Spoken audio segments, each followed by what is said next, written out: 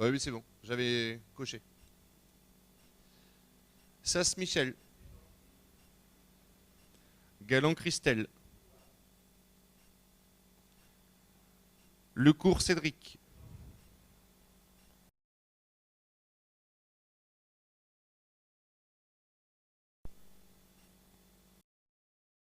Orman Véronique.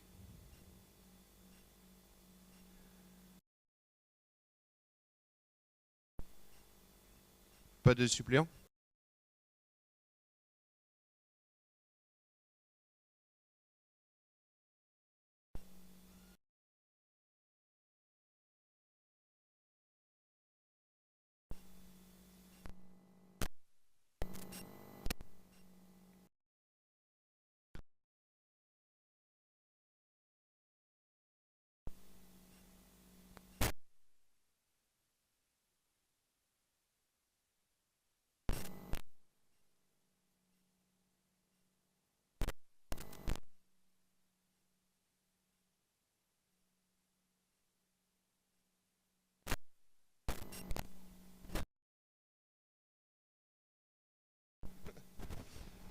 Péranchy.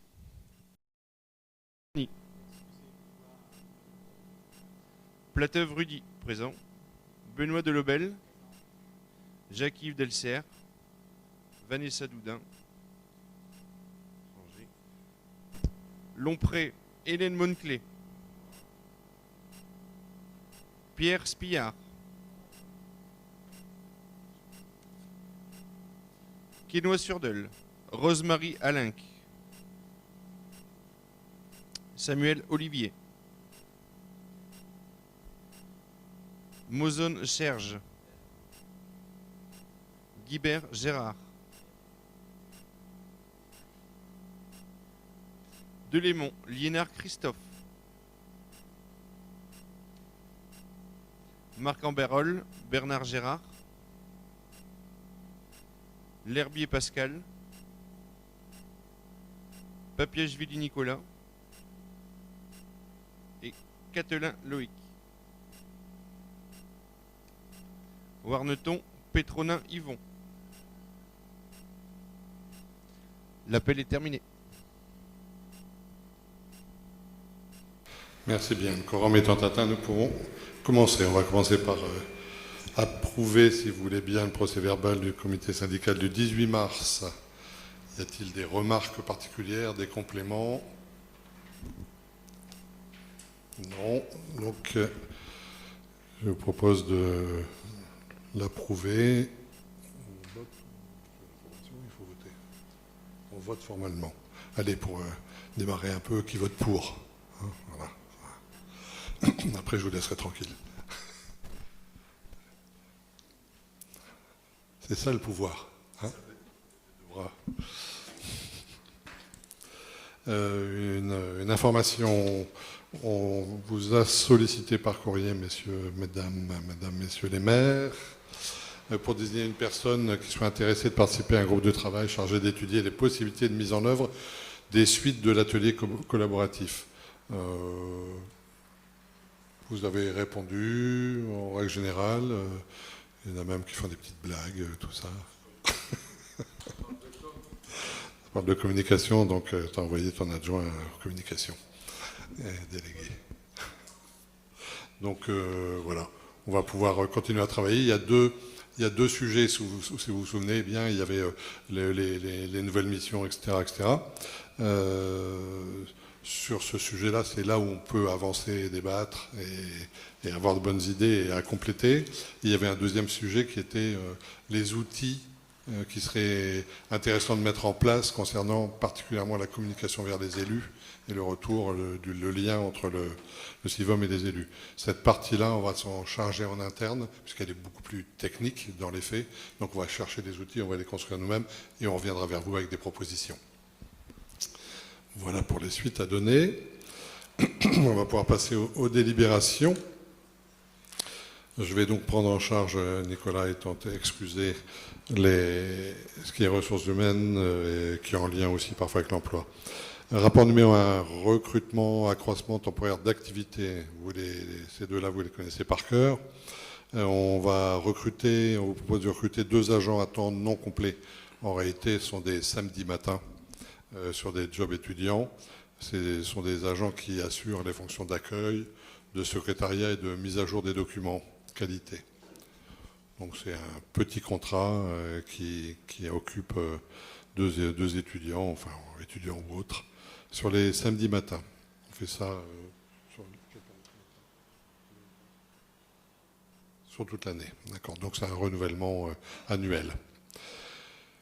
Le deuxième concerne le recrutement d'un adjoint de direction en appui de la directrice.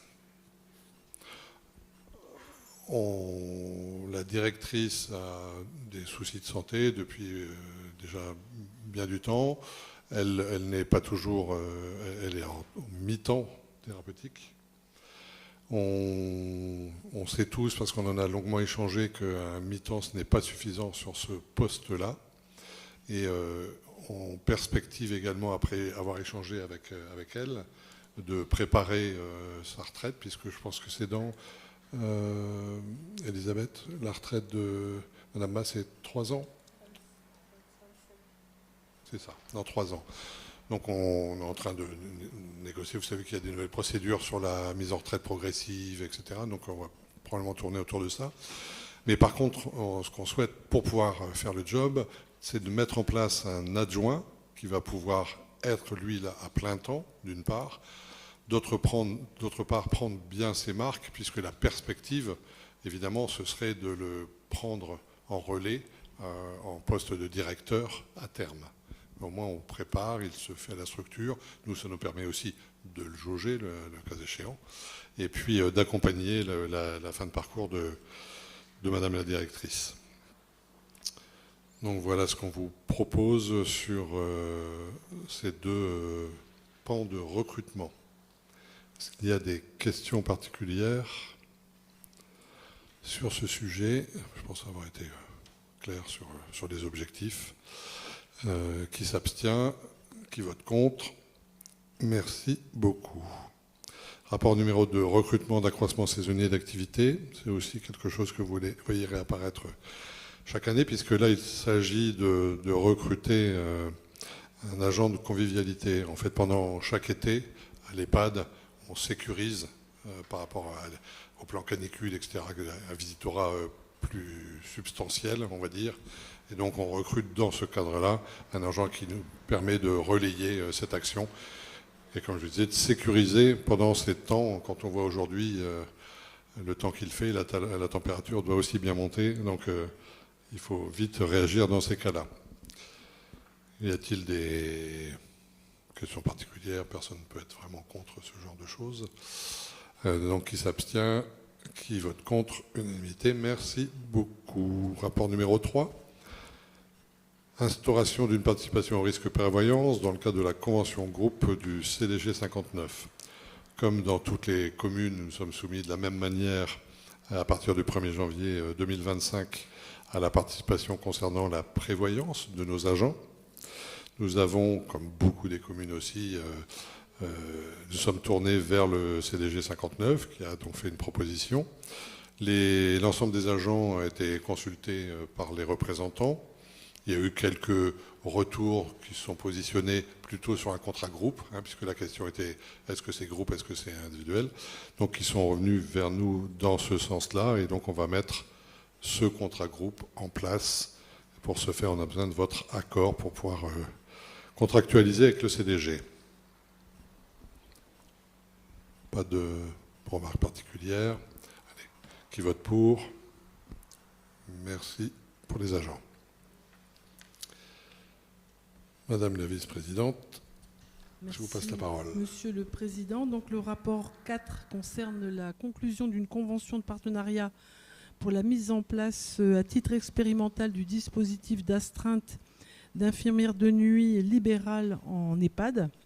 Alors il vous est proposé ce soir donc d'autoriser la conclusion d'une convention entre l'URPS, c'est-à-dire l'Union régionale des professionnels de santé, l'EHPAD support est situé à Comines, il s'agit des Fleurs de Lys, et les EHPAD associés ainsi que les infirmiers libéraux pour la mise en place, donc à titre expérimental, du dispositif d'astreinte d'infirmières de nuit au sein de l'EHPAD Georges Delfosse.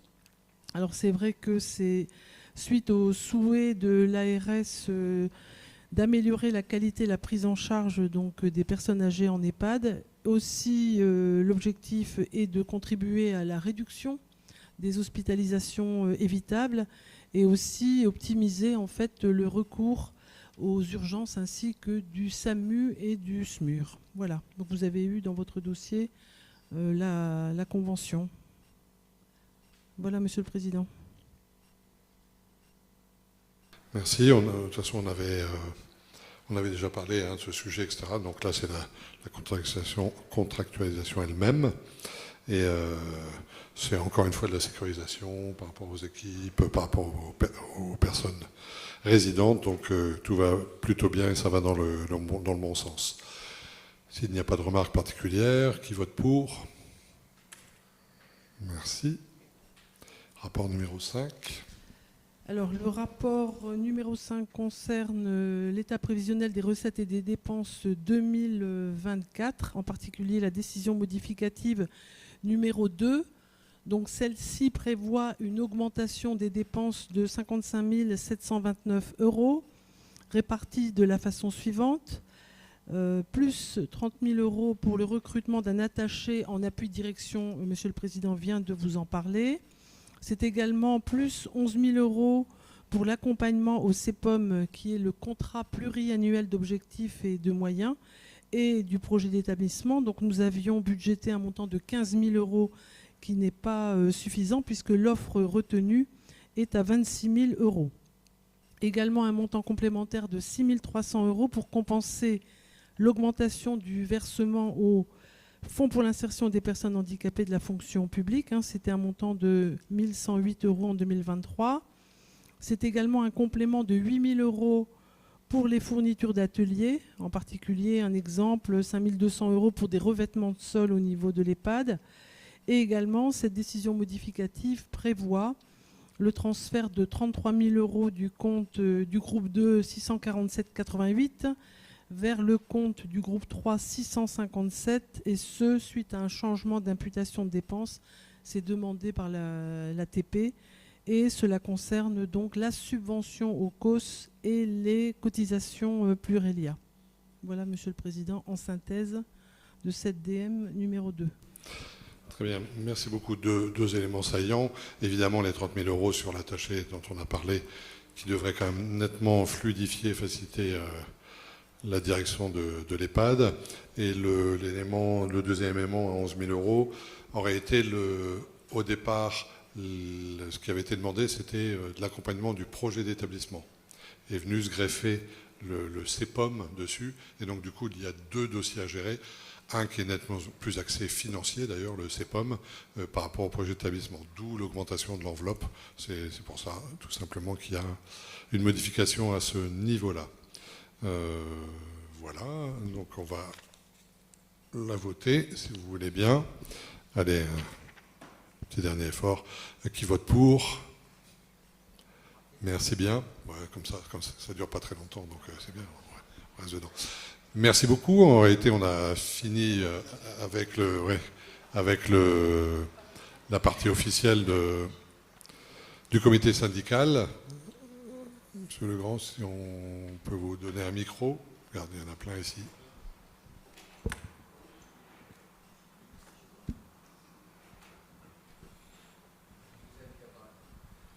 Non, pour deux interventions positives, Monsieur le Président.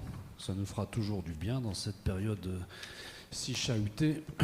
Pour vous faire remonter au CIVOB Alliance Nord-Ouest la satisfaction du quartier de Village en Flandre dans l'aménagement aux abords de la résidence Georges Delfosse, qui est très très réussi. Nous étions en réunion publique dans la zone à 2 reprises et ça a été signalé à 2 reprises. Donc, pour y être allé, je trouve que cet aménagement est très très réussi. C'est vraiment du beau travail. Donc vous pouvez faire redescendre à ceux qui s'en sont occupés et également aux entreprises qui ont travaillé. Et la deuxième remarque positive, c'est de vous féliciter, Monsieur le Vice-président, Monsieur le Président, pour l'organisation des fêtes de l'eau. On a eu l'honneur d'accueillir la soirée de lancement. Il y avait un petit peu les pieds dans l'eau, c'était un très très beau spectacle. Et je soulignerai également la qualité d'accueil à Marquette-les-Lilles, mais c'est pas vers moi, c'est vers les équipes qui ont travaillé avec vous, évidemment. Donc je voulais absolument pouvoir vous donner ces 2 messages positifs. Merci beaucoup et bravo. Merci bien. Nous vous remercions de ces retours qui sont toujours intéressants. Concernant l'EHPAD, vous allez avoir, parce que la directrice était absente ces temps-ci, donc on attend son retour, vous allez avoir une invitation pour qu'on fasse une petite inauguration de ce nouvel espace que beaucoup découvriront, mais qui est en effet très réussi. Donc ça, ce sera juillet ou ce sera septembre pour maintenant? Alors on fera ça à la rentrée. Hein, puisque là, il y a encore une petite ligne droite jusqu'au 14 juillet dans les communes, et puis après, ça va être un petit peu quand même notre session de repos, hein, un tout petit peu. Il n'y en a pas beaucoup dans l'année, mais quand même, on va essayer d'en profiter. En tout cas, je vous souhaite à tous un bel été. Il a démarré chaudement maintenant, on espère que ça se prolonge un peu. Peut-être un peu moins chaud, ce serait pas plus mal, mais ce serait sympathique. Reposez-vous bien et revenez-nous en pleine forme. Comme je le... et 2 bons dimanches. Voilà, motivés autour de vous et avec une bonne participation, ce sera très bien. Merci bien, bonne soirée.